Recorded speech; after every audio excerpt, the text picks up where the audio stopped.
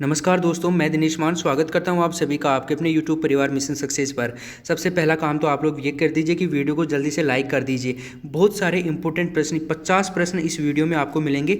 Management के इतने छटे हुए क्वेश्चन है ना कि आप लोग को बहुत अच्छे लगेंगे और मैं आपको यकीन दिला देता हूँ कि इन 50 प्रश्नों में से आपके एग्जाम में जरूर कोई ना कोई 2-3 प्रश्न अवश्य देखने को मिलेंगे। तो पूरा वीडियो देखना आपके लिए बहुत ही ज़्यादा इंपॉर्टेंट है, यानी कि ज़्यादा क्वेश्चन भी इनमें से बन सकते हैं, क्योंकि बहुत सारी स्टडी करने के बाद में ये जो क्वेश्चन है वो हाथ से बनाए गए हैं बहुत ही ज़्यादा स्टडी करने के बाद में। तो शेयर करना और लाइक करना आपका ज़रूर से काम बनता है। और अगर आप लोग हमारे चैनल पर नए हैं तो चैनल को सब्सक्राइब भी जरूर कर लीजिएगा, क्योंकि ये वाली सीरीज़ है आप लोगों की चलने वाली है। अब आपको ऐसे ही मैनेजमेंट के क्वेश्चन मिलते रहेंगे, साइकोलॉजी के क्वेश्चन मिलते रहेंगे। आपकी टेस्ट सीरीज भी शुरू हो रही है, ठीक है। तो देखिए, अगर आप लोग और भी प्लस कोर्स लेना चाहते हो, हमारा अनअकैडमी के ऊपर हमारा प्लस कोर्स अवेलेबल है। आप लोग वहाँ पर एनरोल करके ये वाला रेफरल कोड यूज़ कर लेना, आपको वहाँ पर डिस्काउंट मिलेगा। एक महीने के लिए अगर आप लोग लेते हो तो 1080 का पड़ेगा। वैसे 1200 रुपये लगते हैं, ठीक है। तो 1200 रुपये से बचने के लिए आप लोग ये वाला कोड यूज़ करते हो तो 1080 देने पड़ेंगे। 3 महीने का अगर आप लोग लेते हो ना तो 3 महीने के अंदर आप लोगों को मिलेगा 17% की छूट मिलेगी वहाँ पर, ठीक है। तो 2700 रुपये के आसपास आपको 3 महीने कोर्स मिलेगा, उसमें लगभग सारा का सारा कोर्स आपका हो जाएगा, ठीक है। तो देखिए, अब शुरू करते हैं। पहला प्रश्न हमारा, प्रबंधन शब्द का सर्वप्रथम प्रयोग किस क्षेत्र में किया गया था। प्रबंधन जो शब्द है इसका प्रयोग सबसे पहले किस क्षेत्र में किया गया था। तो देखिए, प्रबंधन शब्द का जो प्रयोग किया गया दोस्तों वो किया गया आपका उद्योग और व्यापार के क्षेत्र में। किसके क्षेत्र में? उद्योग और व्यापार के क्षेत्र में, यानी कि आपका ऑप्शन नंबर यहाँ पर डी ऑप्शन सही हो जाएगा। अगला प्रश्न देखो, ज़्यादा टाइम खराब नहीं करेंगे हम लोग, बस आप उनको याद करते रहिए, या फिर चाहो तो स्क्रीनशॉट भी ले सकते हो आप लोग इनका, या फिर मैं इनकी PDF जो है वो टेलीग्राम पे डाल दूंगा। टेलीग्राम पे आप लोग ज्वाइन कर लेना, D-मान83 ये वाला सर्च कर लेना। मिशन सक्सेस ऑफिशियल के नाम से आप लोगों को वहाँ पर एक चैनल मिलेगा, उसको जाकर फॉलो कर लेना। आप लोगों को वहाँ पर मैं डाल दूंगा, मिल जाएगी, ठीक है। देखिए, प्रबंधन के 5 घटक होते हैं, यह किस वैज्ञानिक ने कहा है। यानी कि प्रबंधन के 5 घटक किस वैज्ञानिक ने बताए हैं, ठीक है। लॉरेंस एप्पल, लूथर गुलिक, हेनरी फेयोल या चेस्टर बर्नार्ड। तो देखिए, प्रबंधन के 5 घटक जो बताए हैं वो बताए हैं आपके यहाँ पर ये हेनरी फेयोल ने। ऑप्शन नंबर 3 आपका इसका सही आंसर होगा। प्रबंधन के 5 घटक किसने बताए हैं? हेनरी फेयोल ने। इंपॉर्टेंट प्रश्न है ना, वेरी वेरी इंपॉर्टेंट प्रश्न, याद रखना।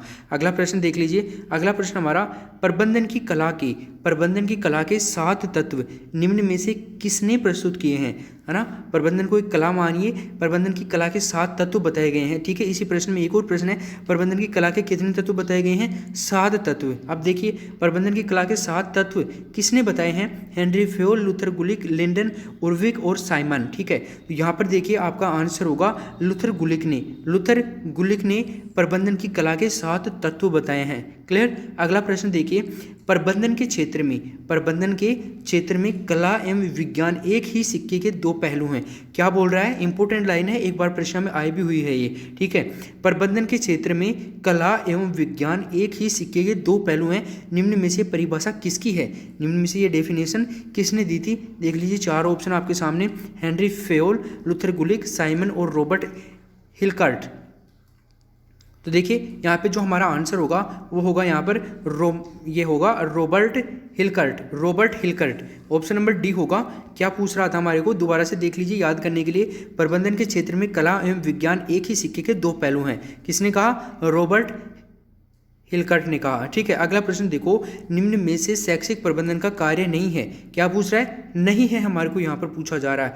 देखो, कई बार हम लोग जल्दबाजी में ऐसे प्रश्नों को गलत करते हैं। किस प्रकार से कर देते हैं कि हाँ यहाँ पर दे रखा है नहीं है, और हम लोग उसको नहीं को निगलेक्ट कर देते हैं और है को देख लेते हैं डायरेक्ट, ठीक है। ऐसे कोई ना कोई हर एक एग्जाम में किसी न किसी का एक प्रश्न जरूर गलत जाता है। तो आप लोग एक काम करें, इस चीज़ से बचने के लिए नहीं के ऊपर ये वाला अंडरलाइन कर लीजिए, फिर आपको याद रहेगा कि प्रश्न क्या पूछ रहा है ना।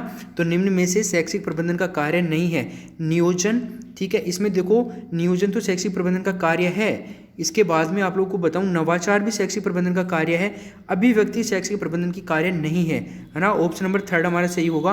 और समन्वय भी शैक्षिक प्रबंधन का कार्य है। तो शैक्षिक प्रबंधन के कार्य कौन कौन से हो गए? नियोजन, नवाचार और समन्वय, ठीक है।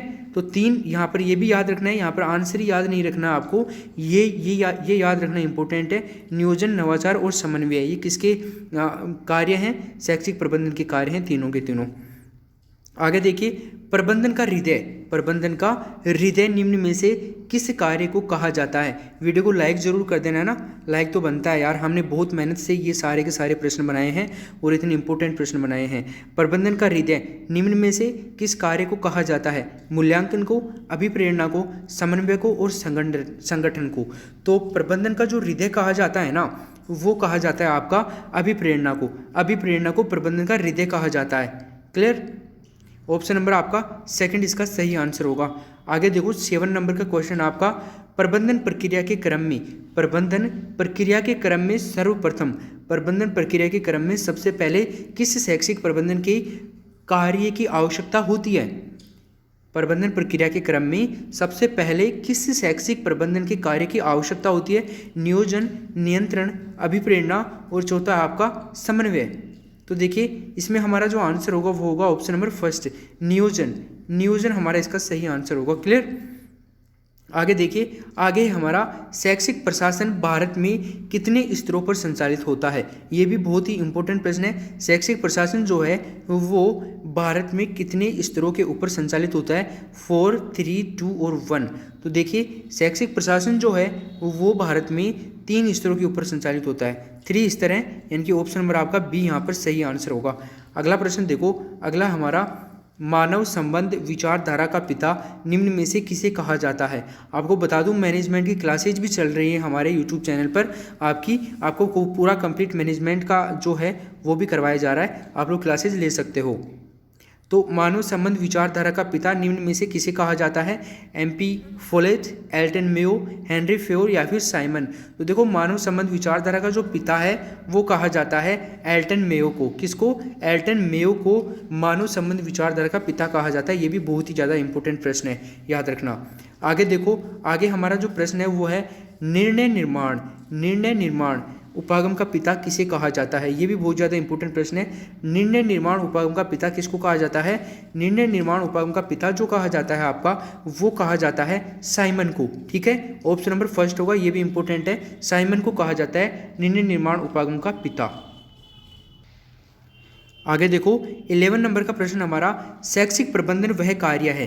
क्या पूछ रहा है? शैक्षिक प्रबंधन वह कार्य है जो किसी प्रबंधन को करना पड़ता है, किसी प्रबंधन को करना पड़ता है। शैक्षिक प्रबंधन वो कार्य है जो किसी प्रबंधक को करना पड़ता है। निम्न परिभाषा किसकी है। ये परिभाषा किसने दी है। ठीक है, ये प्रश्न पूछा भी गया है पहले आपके एक बार एग्जाम में, ग्रेड फर्स्ट में। शैक्षिक प्रबंधन वह कार्य है जो किसी प्रबंधन को करना पड़ता है। मैं ऐसे प्रश्नों को बार बार बोल रहा हूँ, प्रश्नों को बोल रहा हूँ, क्यों? क्योंकि आपको वो डेफिनेशंस याद हो जाएं और आपके एग्जाम में आ जाए तो वो गलत ना हो। तो शैक्षिक प्रबंधन वह कार्य है जो किसी प्रबंधक को करना पड़ता है। ये परिभाषा किसने दी थी? तो ये परिभाषा दी थी आप लोगों की एलन ने। एलन जो है इसने दी थी। तो इसका ऑप्शन नंबर बी हमारा राइट आंसर हो जाएगा। आगे देखो, आगे हमारा प्रश्न है, निम्न में से प्रबंधन के सहायक कार्य किस समूह को कहा जाता है। निम्न में से प्रबंधन के सहायक कार्य किस समूह को कहा जाता है। प्रबंधन के सहायक कार्य देख लीजिए आप लोग, 4 कार्य आपको यहाँ पर दे रखा है, 1, 2, 3 और 4। देख लीजिए यहाँ पे जो हमारा आंसर होगा ना, पहला ऑप्शन ही हो जाएगा संप्रेषण, निर्णय, नवाचार और प्रतिनिधित्व। क्या होगा? संप्रेषण पहले आ जाएगा, सेकंड आ जाएगा आपका निर्णय, और थर्ड में आ जाएगा नवाचार, और फोर्थ में आ जाएगा प्रतिनिधित्व। क्लियर? तो ये भी हमारा इंपॉर्टेंट प्रश्न था। अगला देखो, निम्न में से कौन बेसिक शिक्षा प्रणाली के जनक माने जाते हैं। बहुत ज़्यादा इंपॉर्टेंट प्रश्न है। निम्न में से कौन बेसिक शिक्षा प्रणाली के जनक माने जाते हैं। भीमराव अंबेडकर, महात्मा गांधी, स्वामी विवेकानंद और सरदार वल्लभ भाई पटेल। ये 4 ऑप्शन आपको यहाँ पर दे रखा है, भीमराव अंबेडकर, महात्मा गांधी, विवेकानंद और सरदार पटेल। तो इनमें से किसको बेसिक शिक्षा प्रणाली का जनक माना जाता है। तो देखिए बेसिक शिक्षा प्रणाली का जो जनक माना जाता है ना, महात्मा गांधी को माना जाता है। यानी कि ऑप्शन आपका यहाँ पर सेकंड ऑप्शन सही हो जाएगा। आगे देखिए, निम्न में से कौन सा अशुद्ध है। निम्न में से अशुद्ध पूछ रहा है, शुद्ध नहीं पूछ रहा है, अशुद्ध पूछ रहा है। तो देखो निम्न में से अशुद्ध हमारे को पूछा जा रहा है यहाँ पर। तो देख लीजिए कोठारी आयोग। कोठारी आयोग जो है वो आपका 1964 से 66 बिल्कुल सही है। राष्ट्रीय शिक्षा नीति 1986, राष्ट्रीय शिक्षा नीति 1986 ये भी सही है आपका। और आगे देखिए आप लोग, मुदालियर आयोग 1952 से 53 बिल्कुल सही है। प्रोग्राम ऑफ एक्शन 2005 नहीं, ये गलत है। हमारा ऑप्शन नंबर इसका चौथा आंसर सही होगा। तो आप लोग इन तीनों को याद कर लेना, कोठारी आयोग, राष्ट्रीय शिक्षा नीति, मुदालियर आयोग। क्लियर। अगला देखो, operation black board. Operation black board की संकल्पना किस वर्ष राष्ट्रीय शिक्षा नीति में शामिल की गई? ऑपरेशन ब्लैक बोर्ड की संकल्पना कौन से वर्ष राष्ट्रीय शिक्षा नीति में शामिल की गई? 1976, 1986, 1996, 1990, है ना। ऑपरेशन ब्लैक बोर्ड, ये जो संकल्पना थी वो कौन से वर्ष राष्ट्रीय शिक्षा नीति में शामिल की गई थी? तो देखो यहाँ पे आपका आंसर होगा 1986, है ना। ऑप्शन नंबर क्या होगा? बी ऑप्शन आपका यहाँ पर सही हो जाएगा। अगला प्रश्न देखो, अगला है हमारा एनसीएफ 2005। एनसीएफ 2005 किस समिति की रिपोर्ट के अनुसार बनाया गया? ये बहुत इंपॉर्टेंट प्रश्न है। एनसीएफ 2005 कौन सी समिति की रिपोर्ट के अनुसार बनाया गया था? इस प्रश्न के देखिए आप लोग,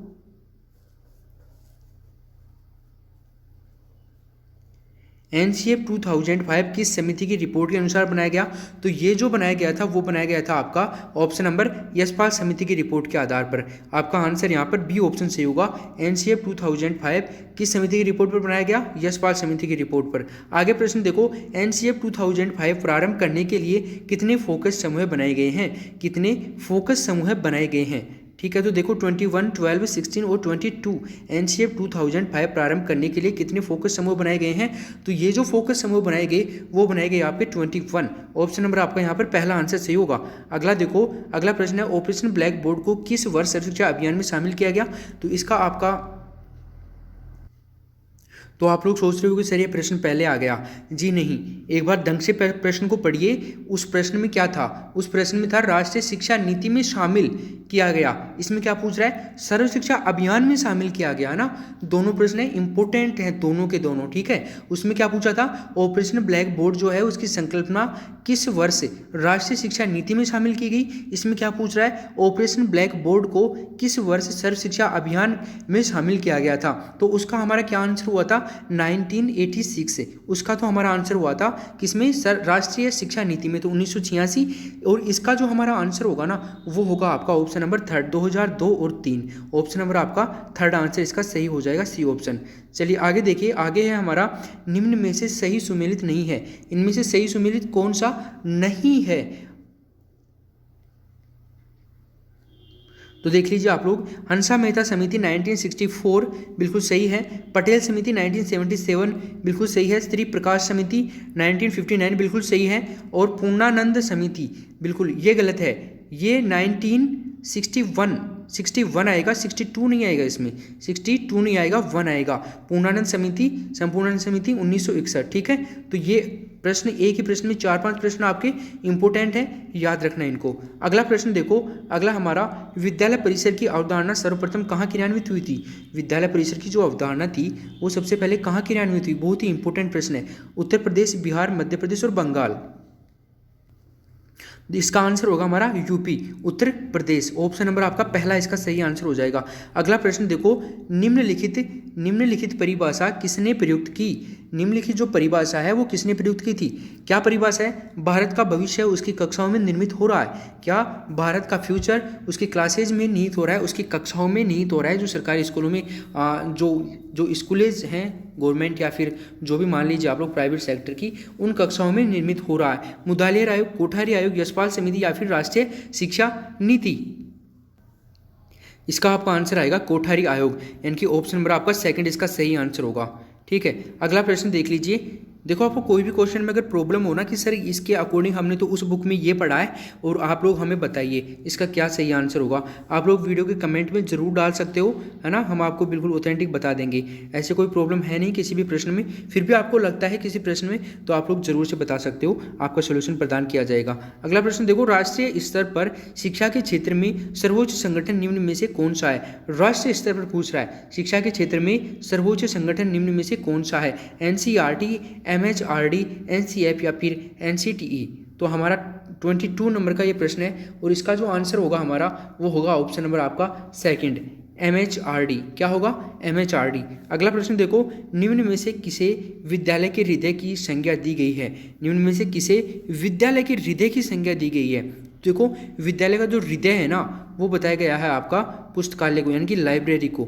लाइब्रेरी को जो है वो विद्यालय का हृदय कहा गया है। ऑप्शन नंबर आपका इसका थर्ड आंसर सही हो जाएगा। अगला प्रश्न देख लीजिए। अगला प्रश्न हमारा, वैज्ञानिक प्रबंध शब्द का सर्वप्रथम प्रयोग किसने किया था? वैज्ञानिक प्रबंध जो शब्द है उसका सबसे पहले प्रयोग किसने किया था? Louis Brandeis, Taylor, Simon, Henry Fayol.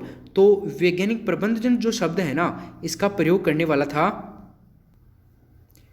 Louis ब्रेडीज। कौन था? लुई ब्रेडीज, यानी कि आपका ऑप्शन नंबर यहाँ पर पहला आंसर सही हो जाएगा। अगला प्रश्न देखो, शैक्षिक प्रक्रिया में अदा, प्रक्रिया व प्रदा, क्या पूछ रहा है? शैक्षिक प्रक्रिया में अदा, प्रक्रिया व प्रदा अवधारणा निम्न में से किसने दी? शैक्षिक प्रक्रिया में अदा, प्रदा व प्रदा, ये बहुत इंपॉर्टेंट प्रश्न, इसलिए बार बार बोल रहा हूँ। शैक्षिक प्रक्रिया में अदा, प्रक्रिया व प्रदा अवधारणा निम्न में से किसने दी है? हेनरी फेयोल, लूथर गुलिक, साइमन और हार्टले। तो यहाँ पर हमारा जो आंसर होगा 25 नंबर के क्वेश्चन में वो होगा ऑप्शन नंबर आपका D, Hartley. Option number D इसका सही आंसर हो जाएगा। अगला देखिए 26 नंबर का क्वेश्चन आपका, प्राथमिक एवं माध्यमिक शिक्षा, प्राथमिक एवं माध्यमिक शिक्षा मुख्यालय राजस्थान बीकानेर की स्थापना कब, कौन से वर्ष में हुई? 1950, 1952, 1972, 1972 और 1973। तो देखो यहाँ पे जो हमारा आंसर होगा ना वो होगा option number 1950। Option number first हमारा इसका सही आंसर होगा। आगे देखिए अगला है हमारा, प्राथमिक शिक्षा एवं माध्यमिक शिक्षा को अलग निदेशालय के रूप में कब स्थापित किया गया? प्राथमिक शिक्षा और माध्यमिक शिक्षा को अलग निदेशालय के रूप में कब स्थापित किया गया था?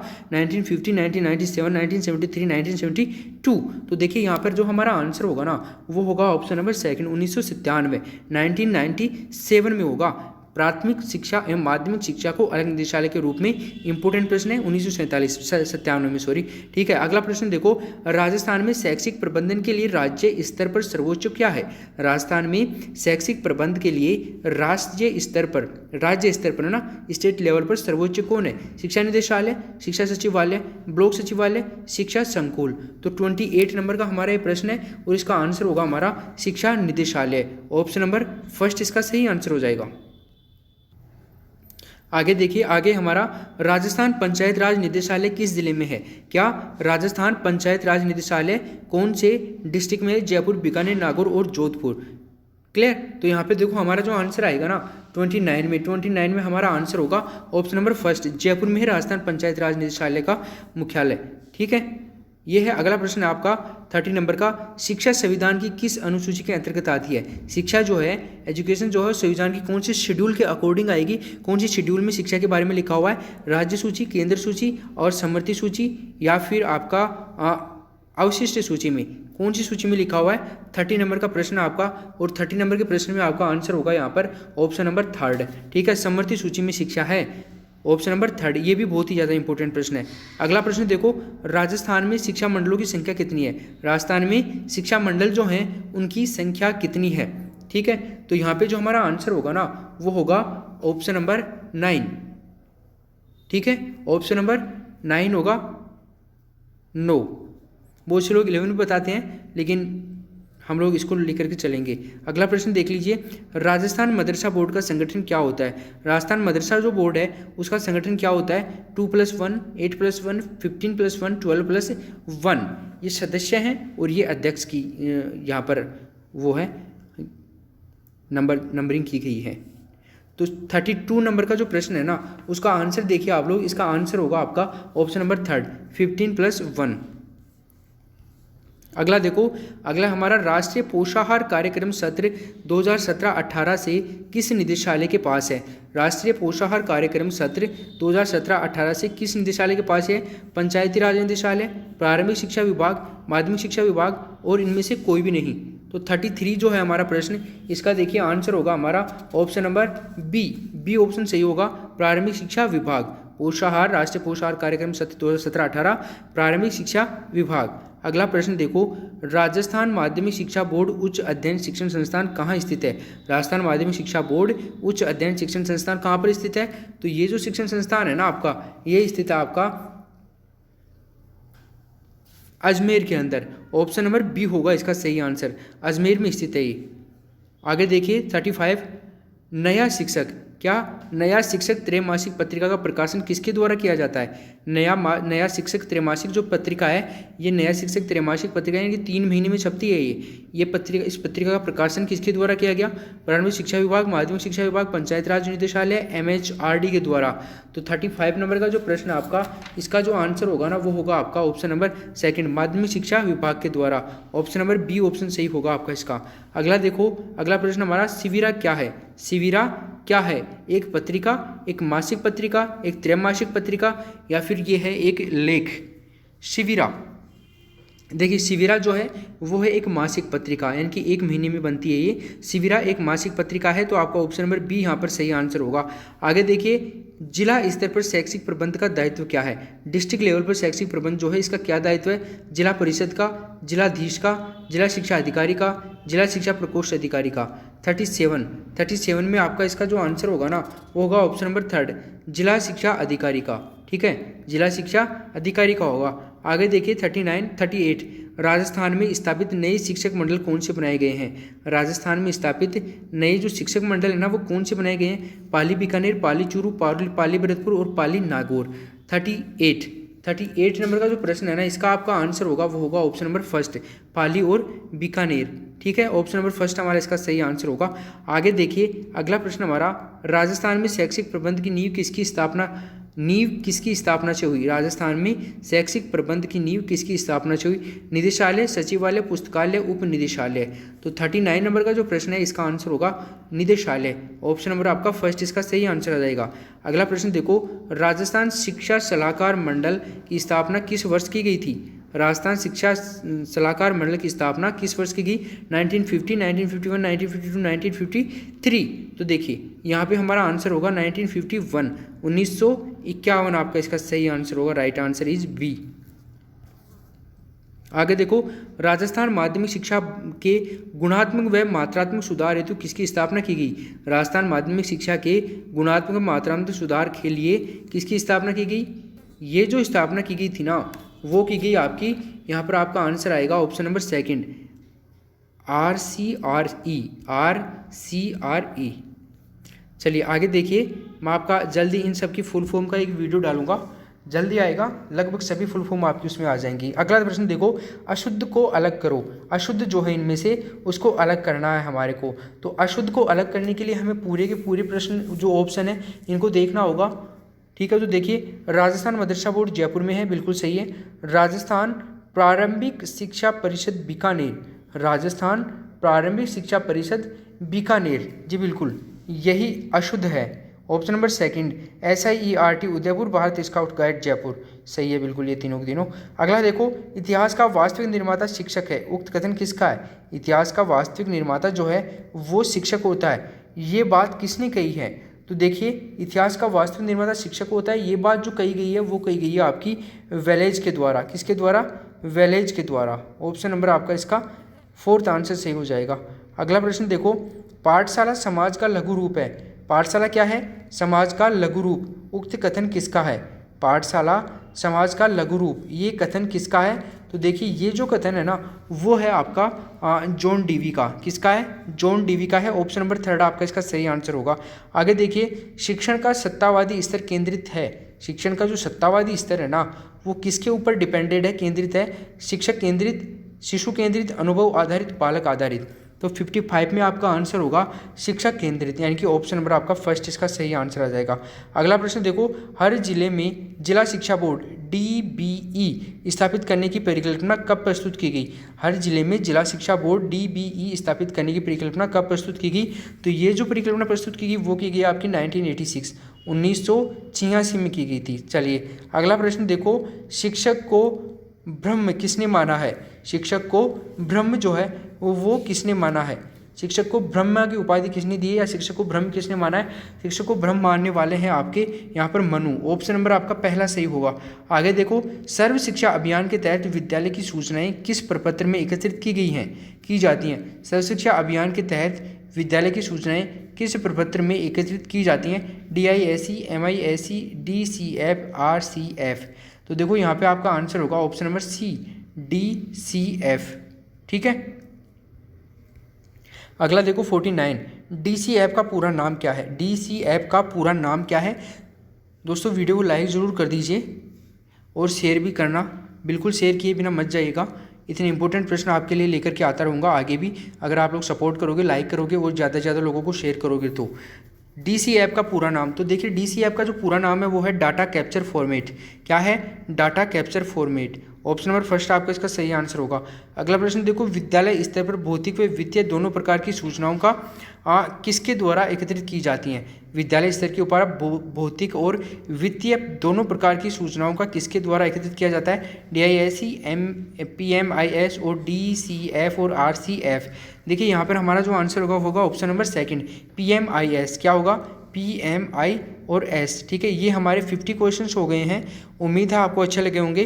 दोस्तों शेयर जरूर कर दीजिए वीडियो को सभी को, क्योंकि शेयर करने और लाइक करने और सब्सक्राइब करने के पैसे नहीं लगते हैं, आपके लिए इतनी मेहनत करते हैं। ठीक है, तो इसके लिए आप लोग इतना सा फ्री काम कर सकते हो। और आप लोग सारी की सारी फर्स्ट ग्रेड के लिए क्लासेज भी चल रही हैं हमारी लगभग, तो आप लोग उनको भी ज्वाइन कर सकते हो। मैनेजमेंट की क्लास लग रही है, मैथ की लग रही है, रीजनिंग की लग रही है, और बाकी जो क्लासेज है वो भी शुरू कर दी जाएंगी। तो thank you so much video देखने के लिए, शेयर ज़रूर करना।